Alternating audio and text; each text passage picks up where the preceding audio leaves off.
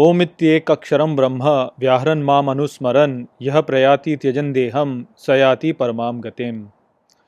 Hello friends, this is the 13th shlok of the 8th chapter of Bhagavad Gita, and today we will understand this shlok in detail. So let's first go over its meaning. So the shlok says, Om ityek aksharam brahma, which means, like this in one imperishable Brahman, Om, Vyaharan mam anusmaran, which means vibration who remembers me constantly, Yah prayati tejan deham, which means one who goes while leaving the body, sa yati paramam gatim, which means he attains the supreme goal. So in the 10th shlok of Bhagavad Gita, Shri Krishna had told Arjun that that person who at the time of death places his pran in the location which is between the two eyebrows, or who concentrates on the location between his two eyebrows, he attains the supreme. Now he is adding to that idea over here, and what he is saying is that like this, when a person is concentrating on the vibration of the divine sound of Om, then at the time of death, if he is doing this, then he will attain the supreme.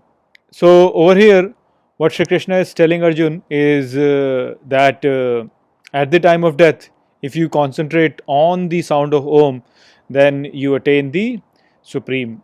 So this sound of Om is a very divine sound, and in Hinduism it is considered very, very divine. So this sound of Om is a little bit confusing to people because people don't really experience it directly, but this Om as such has been given many characteristics. So one of the things that has been said about Om is that it is the Bij mantra. Now mantra actually is any method that a person can use to control the mind. That's why it is called mantra. Man plus tra, which means man means mind and tra means to save or to protect.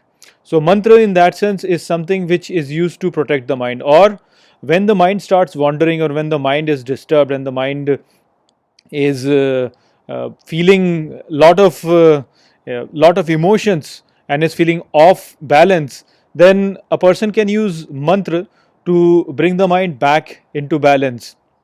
So that is why they have been said that you should do the mantra jap, which is you should be reciting the mantra many times, and if you do that, you can bring your mind back in control of yourself. So that is mantra, and Om is said to be the Bij mantra, which means that all the mantra that are there, they actually come from Om in itself. So this Om in itself is the very basic manifestation of our existence.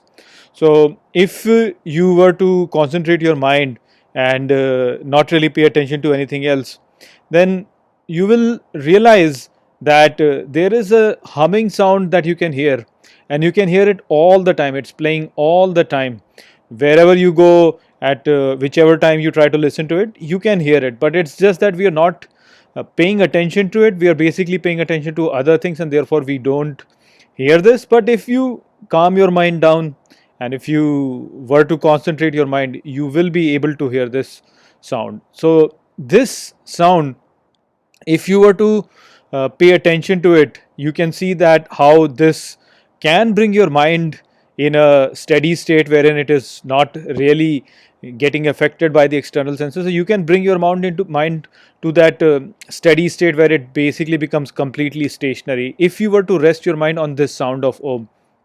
So that sound is what Shri Krishna is telling over here, that at the time of death, if you were to concentrate your mind and put it on this sound of Om, then you will attain the supreme. So all of us should actually make practice to pay attention to this sound of Om, and we can bring our mind in control by basically resting our mind on this sound. And if we practice it more and more, we will be able to control the intensity of this sound, by which it will become much more easier for us to really pay attention to it or listen to it easily, because generally people don't really practice it and therefore they never really hear it also. But if you make a practice of it, then you will be able to bring it in the front of your experience anytime you want, and so you can basically rest your mind on it. And you will notice that instead of getting distracted by other things in your daily life, wherein if you are basically sitting just idle, you have nothing else to do, and instead of getting distracted by your phone or anything else, you will basically start to listen to this sound, and this sound has a very peaceful effect on your mind also. And so that way you can always maintain a very peaceful state of mind, because listening to this sound as such is quite peaceful. It brings your mind in control and it is quite peaceful.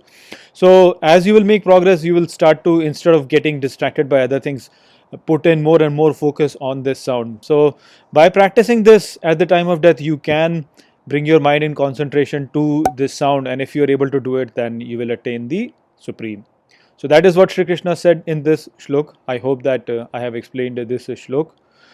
With that, I'll close this video. I will see you all in the next video. Take care.